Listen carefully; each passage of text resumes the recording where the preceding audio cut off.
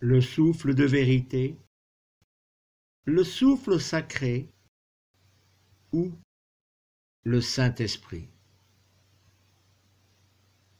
Alors que j'écoute de nombreuses prédications, enseignements, une question est venue. Les chrétiens, qu'ils soient pasteurs, enseigneurs, prophètes ou brebis, connaissent-ils réellement le souffle de vérité, le souffle sacré? Voyons, au travers de quelques passages de prédication ou d'enseignement, ce que les hommes attendent du Saint-Esprit, le souffle de vérité. Quand Jésus est remonté au ciel, avant de remonter, il a dit à ses disciples, « Je vais vous donner un autre moi-même, le Saint-Esprit. Il s'appellera le Consolateur. Et si Dieu ne nous console pas, c'est que nous n'avons pas de communion avec le Seigneur. » Le Saint-Esprit, il doit être présent dans nos lieux de culte. Comme Jacob représente les chrétiens qui ont besoin d'être continuellement disciplinés par le Saint-Esprit à cause de leur comportement charnel. Vous savez, l'Esprit voudra toujours parler à l'Église. Alors merci pour ta parole. Merci pour ton Saint-Esprit qui l'applique au cœur. Le Saint-Esprit peut dans mon corps, dans mon âme, travailler au cœur. Et par l'Esprit, j'accomplis la loi, au final les ordonnances qui est bien. Reprenons. Va être donné, doit être présent, discipliner les chrétiens, voudra toujours parler à l'Église. Appliquer la parole au cœur, peut dans le corps, dans l'âme, travailler au cœur. Par l'Esprit, accomplir la loi et les ordonnances. Et ce ne sont ici que quelques exemples. Arrêtons-nous là. Lisons dans l'Évangile de Jean, chapitre 20, les versets 13 à 18. Ils lui disent, « Femme, pourquoi pleures-tu » Elle leur dit, « Ils ont enlevé mon Adon, et je ne sais où ils l'ont déposé. » Disant cela, elle se tourne en arrière et contemple Yeshua debout, ne sachant pas que c'était Yeshua. Yeshua lui dit, « Femme, pourquoi pleures-tu? Qui cherches-tu » Elle, croyant que c'était le jardinier, lui dit, « Adon, si c'est toi qui l'as retiré de là, dis-moi où tu l'as déposé. Je l'enlèverai. » Yeshua lui dit, « Myriam. » Elle, se tournant, lui dit en hébreu, « Rabouni, c'est-à-dire mon rabbi. » Yeshua lui dit, « Ne me touche pas. Non, je ne suis pas encore monté chez le Père. Va vers mes frères et dis-leur, je monte chez mon Père et votre Père, mon Elohim est votre Elohim. Myriam de Magdala vient et annonce aux adeptes: j'ai vu l'Adon, et ce qu'il lui avait dit. Au verset 13, 15 et 18, Myriam de Magdala va prononcer le mot Adon, qui signifie Seigneur, Maître. Mais au verset 16, elle va dire en hébreu Rabouni, c'est-à-dire mon rabbi. La traduction du mot rabbi est une marque de respect signifiant grand maître. Évangile de Jean, chapitre 20 et le verset 20. Après ces paroles, il leur montre ses mains et son flanc. Les adeptes se chérissent donc de voir l'Adon. Évangile de Jean, chapitre 21, les versets 15 à 17. Lors des réponses de Pierre à Yeshua, Adon. Il est à noter que ces versets se rapportent à des situations après la résurrection de Yeshua. Et cela nous montre l'attitude et la place de serviteurs et de servantes de ces hommes et de ces femmes qui suivaient Yeshua. Posons-nous la question du pourquoi de cette attitude. Relisons Évangile de Jean, chapitre 16, et les versets 30 à 31.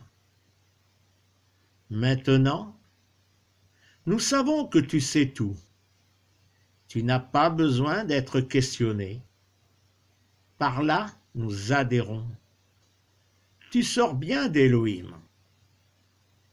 Yeshua leur répond: maintenant, vous adhérez.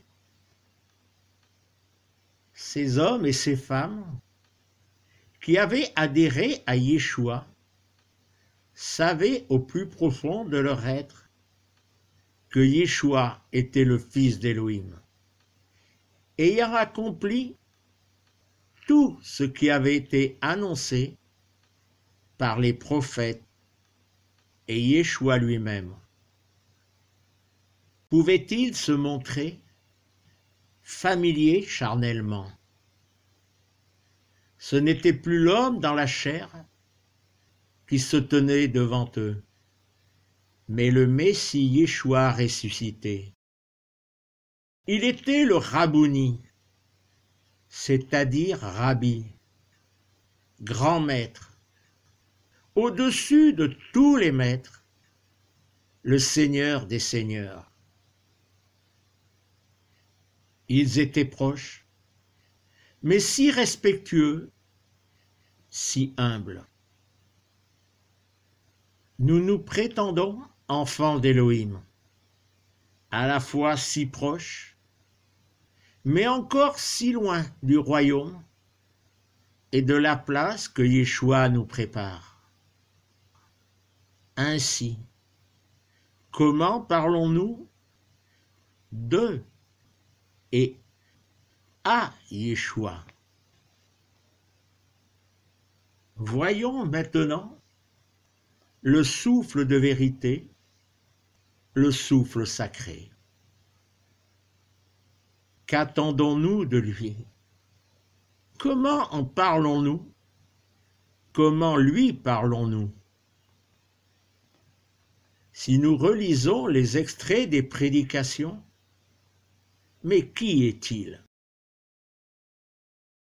Relisons encore une fois Évangile de Jean, chapitre 16 et le verset 30.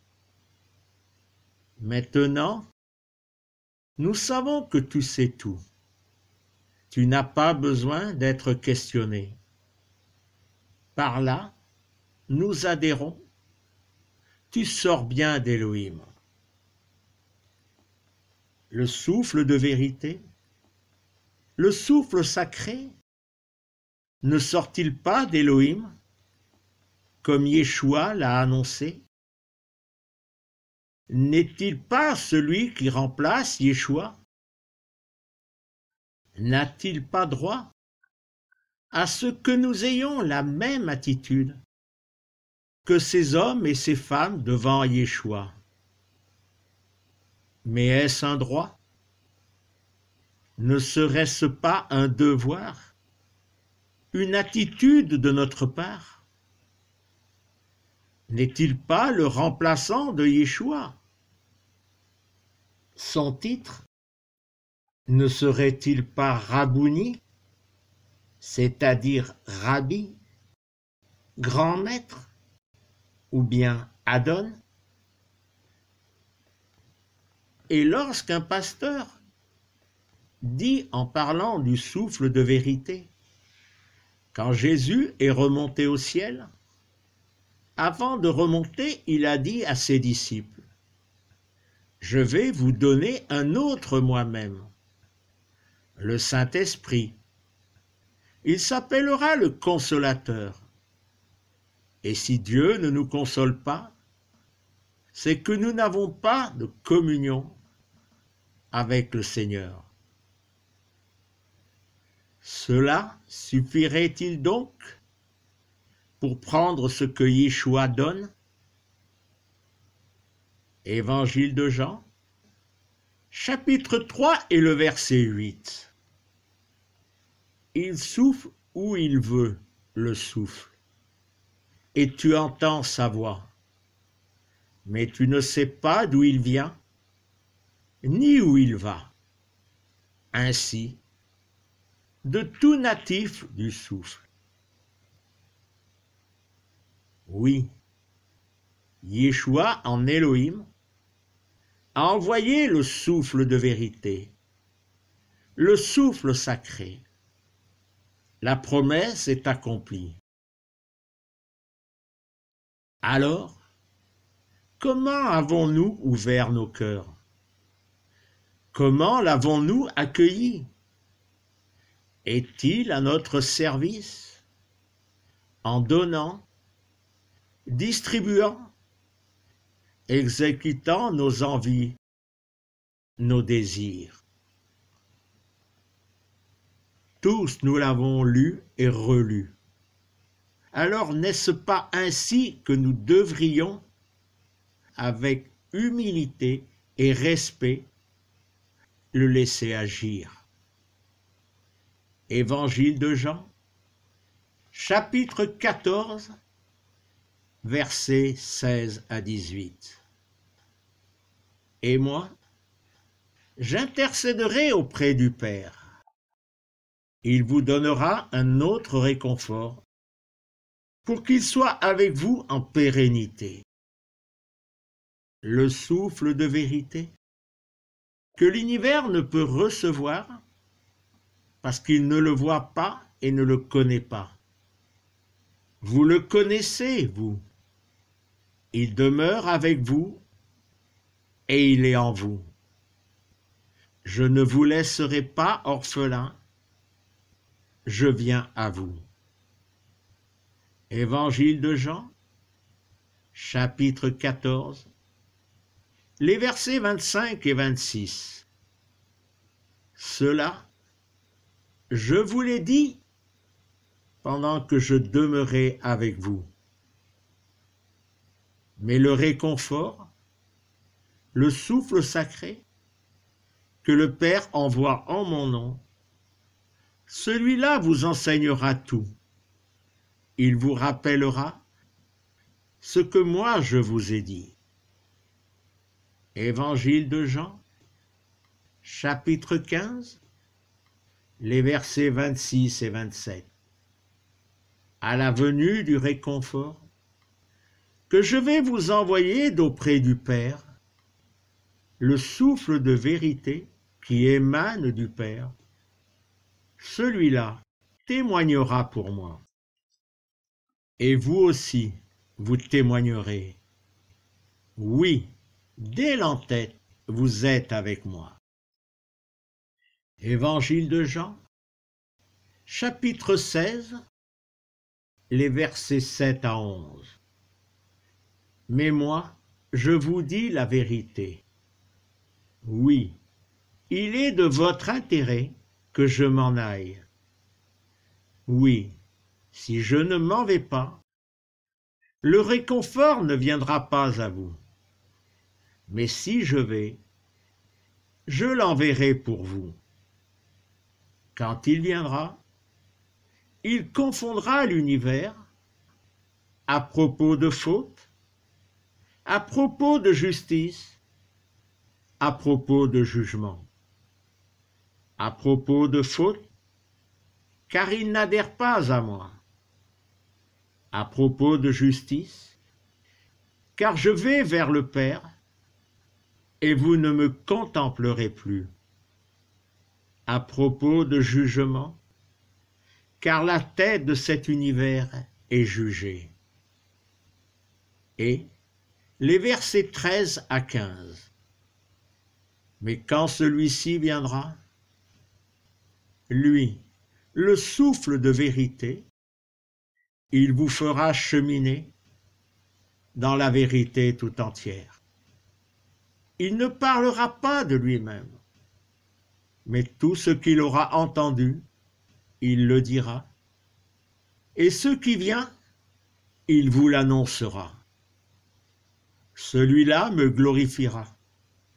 Ce qui est à moi, il le recevra et vous l'annoncera. Tout ce qui est au Père est à moi. Aussi je vous dis, ce qui est à moi, il le recevra et vous l'annoncera. Comment terminer sur ces versets alors qu'il manque quelque chose? Évangile de Jean, chapitre 13 et le verset 16. Amen, amen, je vous dis, le cerf n'est pas plus grand que son Adon. L'envoyé n'est pas plus grand que celui qui l'envoie. Si à l'époque de Yeshua, les adeptes qui le suivaient n'étaient pas plus grands que l'Adon Yeshua, n'y aurait-il pas aujourd'hui des hommes et des femmes qui seraient plus grands que l'Adon, souffle de vérité, souffle sacré? N'y aurait-il pas des hommes et des femmes qui enseignent tout? Évangile de Jean, chapitre 14, verset 26. Confondent à propos de la faute, repentance. Évangile de Jean, chapitre 16, verset 8. Qui font cheminer. Évangile de Jean, chapitre 16, verset 13. Prophétise. Évangile de Jean, chapitre 16, verset 13. Serviteurs, ils ont pris la place du souffle de vérité, du souffle sacré de l'Adon. Oui, ils enseignent, ils conduisent, ils prophétisent. Mais Jérémie et Ézéchiel l'annonçaient déjà. Livre de Jérémie, chapitre 14 et le verset 14. Yahvé Adonai me dit, mensonge, les inspirés qui s'inspirent en mon nom, je ne les ai pas envoyés, je ne leur ai pas donné d'ordre, je ne leur ai pas parlé. Contemplation du mensonge, charme, sorcellerie, idolâtrie, duperie de leur cœur, de cela, il s'inspire pour vous. Livre de Jérémie, chapitre 23, et les versets 30 à 32. Aussi, me voici contre les inspirés, harangue de Yahvé Adonai, qui se vole ma parole, l'homme de son compagnon. Me voici contre les inspirés, harangue de Yahvé Adonai, qui prennent leur langue et haranguent une harangue. Me voici contre les inspirés, des rêves du mensonge, harangue de Yahvé Adonai. Ils les racontent, ils font vaguer mon peuple par leurs mensonges et par leur vantardise. Moi-même, je ne les ai pas envoyés, je ne leur ai rien ordonné. Ils ne sont pas utiles pour ce peuple. Harangue de Yahvé Adonai. Livre d'Ézéchiel, chapitre 13, et les versets 6 et 7. Ils contemplent la vanité et disent le charme trompeur, disant, harangue de Yahvé Adonai, quand Yahvé Adonai ne les a pas envoyés. Et ils souhaitent réaliser la parole.